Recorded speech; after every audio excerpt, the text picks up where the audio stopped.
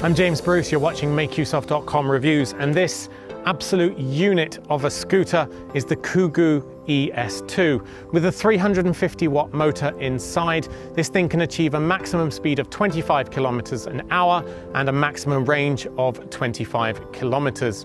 A big shout out to GeekBuying.com for sending us this one for review. If you head on over there, you can pick up your own for $400 or less. They have frequent sales, and you may find a coupon code down in the description.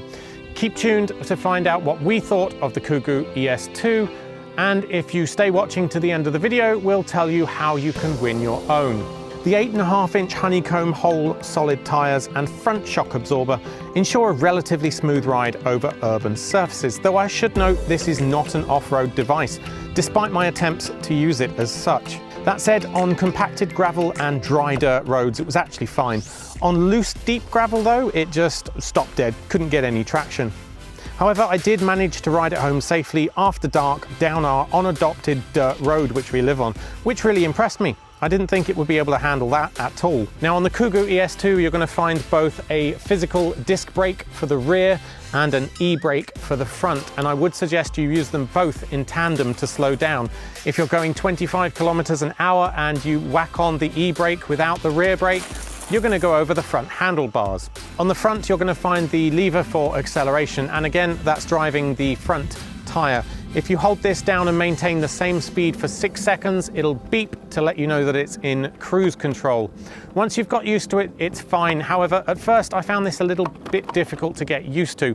When it's on cruise control and you brake just a little bit, as soon as you take your finger off the brake, it's going to keep going at the cruise control. It's going to go back up to that speed, which can be a bit disconcerting if you've got off. There are 3 speed modes on the ES2, and they're essentially a power restrictor to ensure that you travel safely until you're used to the device. Of course, you should be wearing a helmet at all times, although I admit I was a bit naughty. However, when it came to speed testing, I did kit myself out properly and ensured my wheel was up to date. So I managed to max the speed out at about 21 kilometers per hour on relatively flat ground. Now that's pretty good, bearing in mind that I'm at the maximum stated weight capacity of around 100 kilograms. Obviously, if you weighed less, if you were say 70 to 80 kilograms, then you would be a lot more likely to achieve that top speed. I also found the same of the stated range. I didn't quite manage to get 25 kilometers, however, I got about 20, and that's pretty good, again, considering I'm at the maximum capacity weight. Clearly, it's going to take more energy to drive a heavier person than it is someone who's lighter. For nighttime driving, you'll find there's a rear/e-brake light and a powerful headlight, which I found more than good enough for riding on unlit streets out here in the countryside. Although it's barely noticeable in the day, you do also have this blue glow that emanates from underneath, which is cool but entirely unnecessary. The LCD screen is clear and uncluttered, with a speed indicator and a coloured icon to show the current speed mode, a Bluetooth icon, and something to indicate whether the lights are on or not, in case you accidentally turn them on in the daytime, which happened more often than I would like. So around where I live, there's a lot of hills and inclines, which were great for testing this. Kugoo claims up to about a 15% incline should be fine, and that's roughly what I found. I wasn't able to dead start it on a hill, however, with a bit of a push or with a run up, it was absolutely fine. Of course, remember, you also have these things called legs, which can augment the power of the motor. While I was testing this, even going up hills, I'd never really sweated at all. And that's one of the worries I know people can have with a bike or even an electric bike. Often you'll get to work and you'll need a shower straight away. With this scooter, I promise you won't sweat at all. So I'm not really going to sell you on the health aspect of riding one of these. Chances are you'll get no exercise, but at least you'll get out and about. What most surprised me about the Kugoo ES2 though was just how safe and stable it was. Now believe me, coming into this review, I was absolutely terrified. I have literally never ridden a scooter before, but within about a minute or two of getting on this thing, I felt perfectly stable, safe and secure. So if you're like me and you have that worry about a scooter, you think you're gonna die, then don't worry, you're not. There is a USB port on the handlebar which you can use to charge your phone. However, you'll need to provide your own mounting solution. There isn't anything built into the S2 to let you mount your phone directly. Using the app over Bluetooth, you can set it to either a walking start or a zero start, and to be honest, being the lazy bum that I am, I just left it on zero start, and that seemed perfectly safe to me. I don't know why you'd bother pushing off really. You can just press the button and go. Obviously, as soon as you're moving, it naturally stabilizes, and it's only really at low speeds you might find yourself putting your foot out for safety. One thing I will note though is that the handlebar is not adjustable. You can't move it up and down. Now, this seems like an absolutely perfect height for an average adult. Again, I'm 185 centimeters tall, and for me, it's absolutely perfect. However, if you are of a significantly smaller stature, you may want to look at, say, the Kugoo ES2 model, which does have that adjustable height handlebar. The only downside to the Kugoo ES2 is how much it weighs. At around 15 kilograms or 33 pounds, most of that comes from this sturdy aluminium alloy frame and the massive 7.5 amp hour battery which powers the thing. Suffice to say, I would struggle to call this portable. If at the end or at the start of your journey you're going to have to carry it up a couple of flights of stairs, I think you'll be pretty knackered by the end of it. Even when folded, it's just heavy and awkward to carry around. To be clear, this handlebar does collapse, although I found the mechanism is a little bit awkward. And to be honest, there isn't much point in collapsing it. It's still just as awkward to carry around. So that's why I'm calling this the SUV of e-scooters.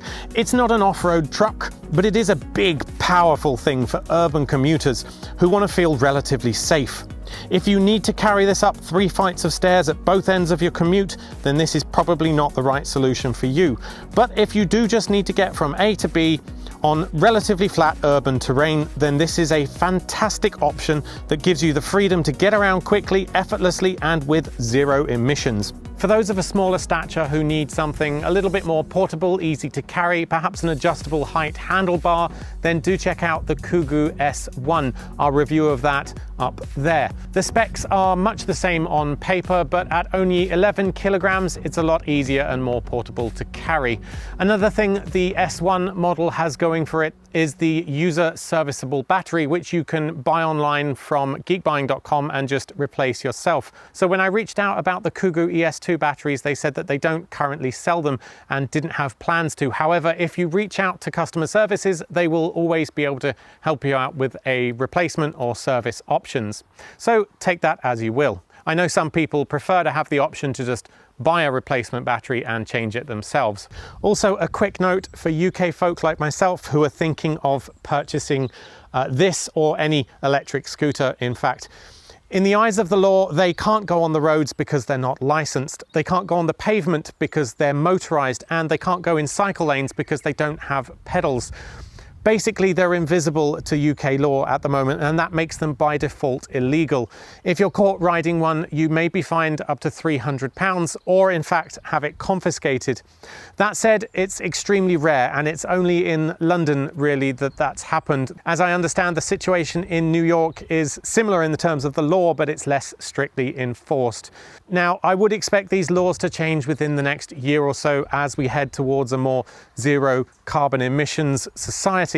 But right now, that's the situation. So bear that in mind when you buy one. Anyway, thanks for watching this review. I hope I've helped you to decide if the Kugoo ES2 is the right electric scooter for you.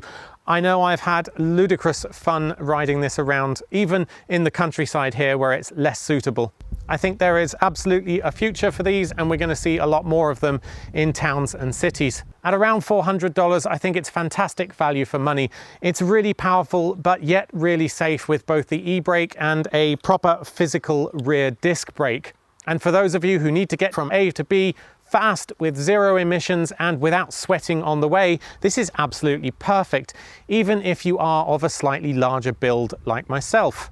You have those nice 8.5-inch solid wheels and more than enough range for most people. So please hit the thumbs up if you like this review, or head on down to the comments to tell me why you didn't, or ask away any questions. I'll see if I can answer them. Oh yes, that giveaway I mentioned, courtesy of GeekBuying.com, we have another Kugoo ES2 to give away to one lucky viewer.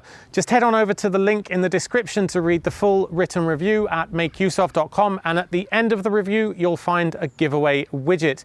Pop your details in there, you'll be in with a chance of winning. But when you get to the bit that says enter a video bonus code, if you type in Scoot over, all one word, you'll get some bonus entries to increase your chances of winning. Good luck. The competition closes in about 4 weeks and we'll contact the winner via email. So please make sure you've added competitions@makeuseof.com to your address book. That'll ensure our email doesn't end up in spam. Good luck, and until next time. Oh, and do consider subscribing for more weekly reviews, tutorials, and giveaways from all of us at makeuseof.com.